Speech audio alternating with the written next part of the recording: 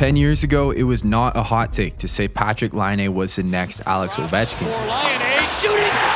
80 career goals before turning 20 years old. It's more than anyone else in the last 40 years, and he did it in the low-scoring late 2010s. From the moment he stepped foot on NHL ice, Patrik Laine was a franchise-defining superstar. Through 2 years of NHL hockey, he dominated headlines, stats, highlight reels, and he was healthy. Entering year number 3, you would be considering Laine over Matthews in a 2016 redraft. That's what makes it so crazy that today, at 28 years old, this guy is struggling to find a league minimum contract. So how good actually was prime Patrik Laine, and why did it not last?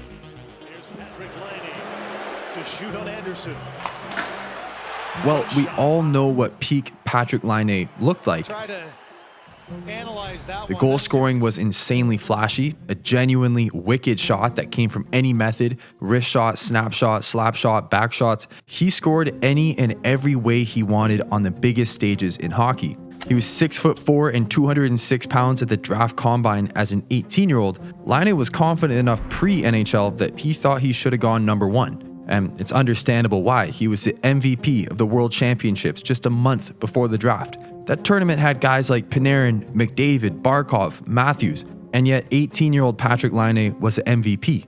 That built on top of a truly incredible draft year.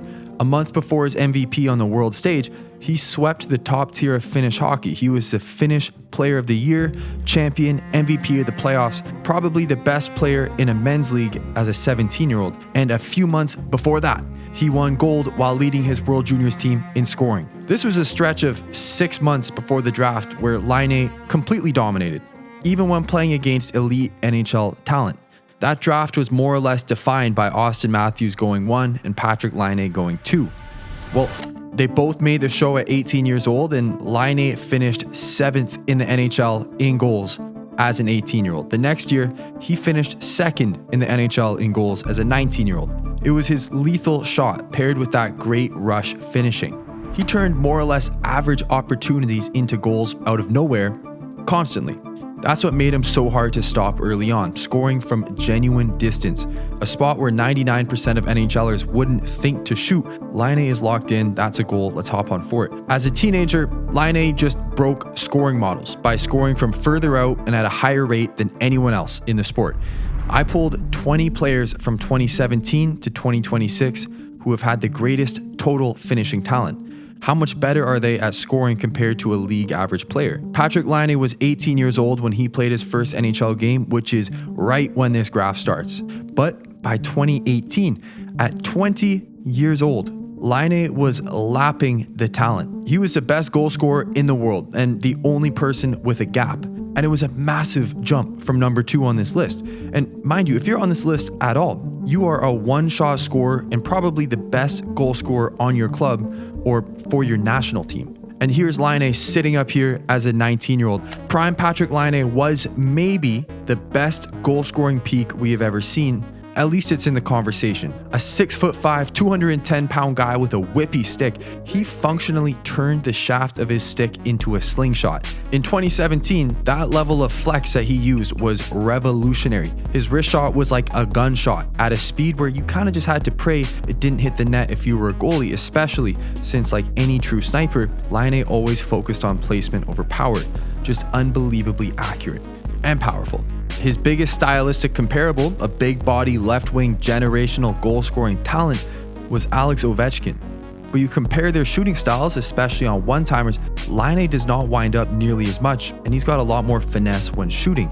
Still, Laine was able to hit over 100 miles per hour, something maybe 5 forwards in the NHL can do at any given time. Goalies just can't read a shot like this, especially considering how easy it was to feed a pass to Patrik Laine. He might have the biggest wheelhouse in hockey, you just gotta get it in the general vicinity and he is gonna get good contact, score a goal, you get an apple.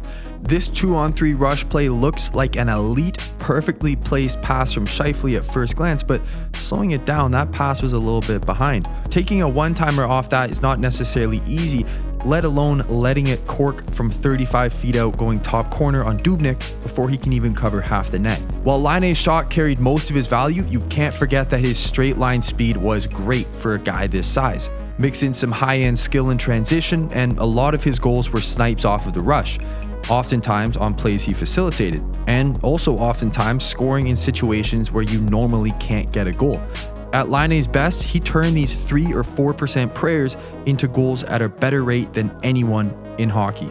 HockeyViz found that when considering where these shots were taken from, what kind of shots they were, and comparing them to the league average, Laine's wrist shots as a teenager were worth 31 expected goals.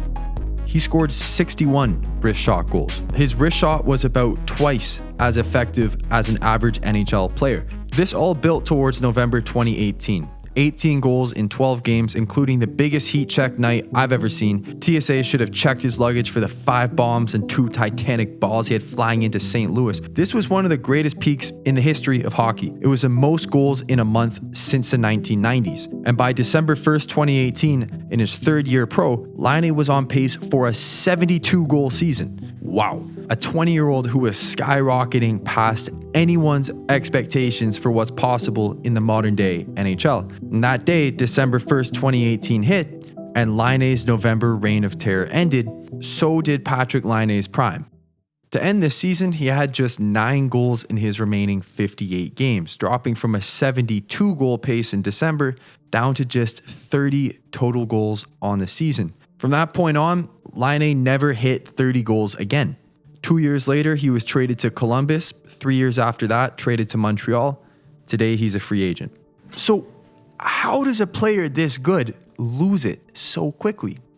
Well, the unfortunate truth is that Laine's problems existed under the hood throughout his entire career, and the fall off was probably to be expected.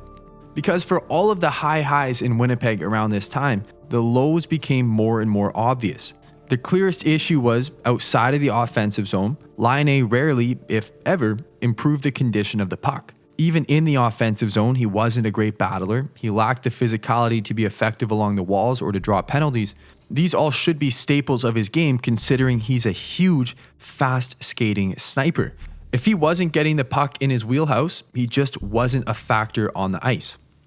That problem was exacerbated by his genuinely terrible defensive game. He would float out there more than any player you've seen. And you put it all together, and Laine produced probably the most ridiculous advanced stats card I've ever seen personally. As a rookie, he was considered a terrible offensive creator, and even worse in the defensive zone, and yet his shot was so good that his overall value was first on the Jets, 21st in the NHL. So his only real strength was his ability to finish. Teams clued in pretty quick that if you prevent him from even getting the puck, he's just a non-factor playing first-line minutes. So that became the game plan. You engage physically and you work to prevent any potential passing lanes. Laine doesn't move well off puck. He doesn't necessarily have a great B game. He can't move into the net front. He's not going to go below the goal line. If Laine is not sniping, he is not scoring. This is the premise of every polarizing problem and difficult question throughout Laine's career. He's a generational scorer who has all the traits of a future Hall of Famer, maybe even one of the GOATs, but he doesn't create offense. He only ever finishes offense. That sounds all right on surface, especially considering how valuable he is as a player, but to a coach or for a teammate, it's an especially frustrating line mate to work with. Compared to the other stars on Winnipeg at the time, Laine was getting lapped in just about every metric when on his own. Expected goals are not a perfect stat, but even real goals were worse than any of his line mates. But if you pair Laine with any of these other guys, over a 3-year sample, they immediately saw their expected goals go way down, while their actual goals went way up. With Laine on their line, they got outshot, outchanced, and outbattled, but they were winning in the goals column every time. This problem followed Laine everywhere. He is not a play driver, and he doesn't contribute outside of his finishing talent. If teams can figure out a way to keep him from getting the puck, he is dead weight on a top line. Between Paul Maurice in Winnipeg and John Tortorella in Columbus, Laine has been at the mercy of 2 coaches who prefer to round out his game instead of leaning into the strengths. And it wasn't for no reason either. The NHL has picked up on Laine's inability to create his own shots. They play him harder, they challenged him physically as much as they could, and they treat passing lanes to Laine like an automatic high-danger scoring chance. Just prevent the pass from ever getting there. Laine just never developed the B game, and the flame that burned so bright early on has slowly but surely settled into an average career. One clouded in injuries, personal issues, and even a potential retirement before hitting 30 years old. He can't make a play, he can't really play defense, and he needs a great play driver to be effective. In Winnipeg, Laine wore out his welcome from his generally lazy play during cold streaks.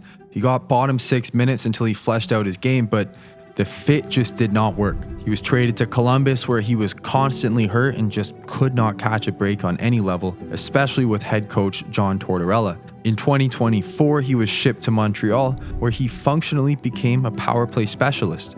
But he doesn't make or extend play, he doesn't defend, and he can be lazy. You just can't get consistent top 6 minutes like that, even though your shot is still world class. With the benefit of hindsight, it's easy to say Laine should have never been forced to change. You have a golden goose giving you golden eggs. Don't make it file your taxes and rekindle your marriage. From a total value perspective, Laine was one of the very most important players in hockey as a teenager.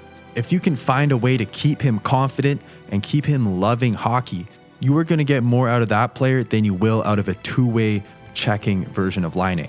Still, the chance that you could have had an Ovechkin level shot and maybe Laine is average at everything else. Maybe he gets in on the forecheck and plays with a little bit of physicality. Maybe he gets in the net front. If it all clicked, that's an MVP level talent. Instead, Patrik Laine's reign of terror, moving to Columbus, landing in Montreal, and now a free agent, he went through 7 injuries in 3 Columbus years, a broken clavicle, the player assistance program, he had a core muscle surgery, and he went 355 days between NHL games at one point. Laine was a bad defender, a non-creator, a possession sink, and yet, every single line he touched in Winnipeg outscored its expected goals.